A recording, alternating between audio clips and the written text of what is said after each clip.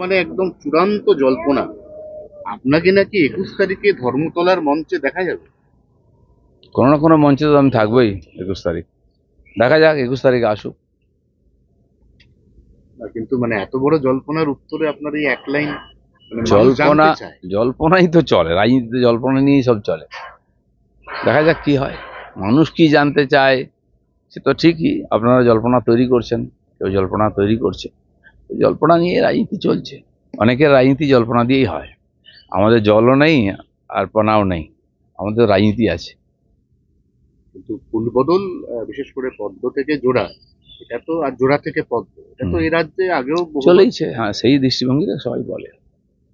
মানে আর কিছু বিষয় বলুন, এই প্রশ্ন তো রোজ জিজ্ঞেস করতে হবে, এটা ছেড়ে দিন। হ্যাঁ, দাদা 21 তারিখের পর কি তাহলে এই প্রশ্ন আর জিজ্ঞাসা করতে হবে না? না, প্রশ্ন থাকবে না, সমাধান হয়ে যাবে সব। হ্যাঁ, দ্বিতীয় হচ্ছে যে উদয়ন গুহ বলেছে 8টা জেলা আছে, বিজেপিকে ধরে পেটাতে হবে, ওটা ওই নতুন লাইনে তৃণমূল যাবে বলছে। না, वो ठीक আছে। देखिए, घर का कुत्ता शेर होता है, अपने घर में कुत्ता भी शेर होता है। তো কুচবিহারের বাইরে ওকে কে চেনে? উল্টো যদি হয়, জামা কাপড় খুলে ছেড়ে দিল, কলকাতাতে যদি হয়, কি করতে পারবে? এরকম ভাবছেন তো? ক্ষমতা চিরদিন থাকে না, আর ক্ষমতার জোরে আস্ফালন করলে, আর যারা ক্ষমতার দাস, তাদের লোকে ভুলে যায়। বহু লোককে চোখ বোলান না একটু পশ্চিমবাংলায়, এরকম অনেক শের ছিল আগে, তারা কোথায় আছে? বেঁচে আছে, কিন্তু বেঁচে আছে কিনা কেউ জিজ্ঞেস করে না। দাদা ঠাকরে মডেল আসছে বাংলা, ঠাকরে মডেলটা হচ্ছে একটা বৃহত্তর জোট তৈরি হবে বামেদের সঙ্গে তৃণমূলের, তৈরি হয়ে আপনাদেরকে আটকে দেওয়া হবে।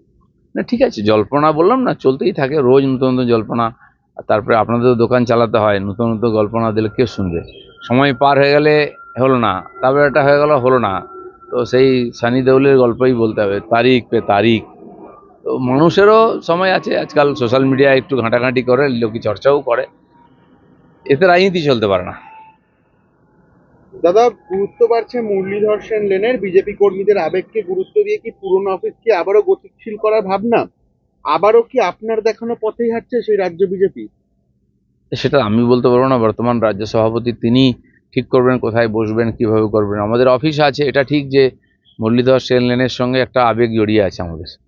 আমরাও, জায়গা ছোট ছিল কিন্তু ওইখান থেকে পার্টি বড় হয়েছে, কারণ শ্যামাপ্রসাদের চরণধুলিতে পবিত্র ওই জায়গা, আর কর্মীরা ওটাকে মন্দির হিসেবে মনে করেন।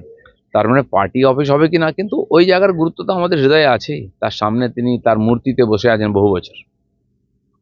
পশ্চিমবঙ্গের বাসিন্দাকে এনআরসি নোটিশ, অসম পুলিশের নোটিশে বিপাকে কোচবিহার দিনহাটার বাসিন্দা।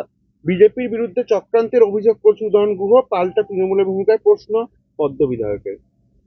ঠিক আছে, যদি সরকারি রিপোর্ট এসে থাকে, নোটিশ এখানে কেন, সারা ভারতবর্ষ জুড়ে বাংলাদেশিদের খোঁজার চেষ্টা চলছে, নোটিশ হচ্ছে। এবং ভোটার হতে গেলে এখন খালি ভোটার কার্ড বা ইয়ে নয়, আধার নয়, তার সঙ্গে রেসিডেন্সিয়াল সার্টিফিকেট বা অন্য কোনো বা জমির দলিল কিছু দেখাতে হবে ধীরে ধীরে।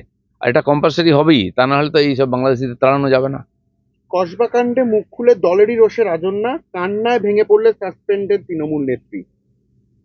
চলতেই থাকে, হঠাৎ নেতা হলে, হঠাৎ নেত্রী হলে, এরকম হয়ই। আর তারপরে টিএমসি তো এরকমই, ওটা মোটামুটি একটা মেলার মতো, যে ইচ্ছা যাচ্ছে, যে ইচ্ছা আসছে, যে যা ইচ্ছা করছে। এদের সামলাতে গিয়ে মমতা ব্যানার্জি ব্যতিব্যস্ত, প্রশাসন কোথায় কেউ জানে না। থ্যাংক ইউ দাদা, ধন্যবাদ।